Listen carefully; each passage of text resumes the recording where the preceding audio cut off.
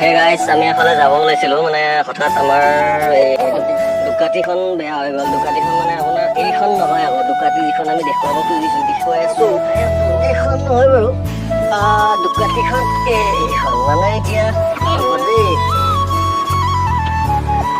সেয়া বন্ধ হৈ গ'ল এইখন। আমি এইফালে যাব লগা আছিলে আপোনালোকে দেখাই দিছোঁ।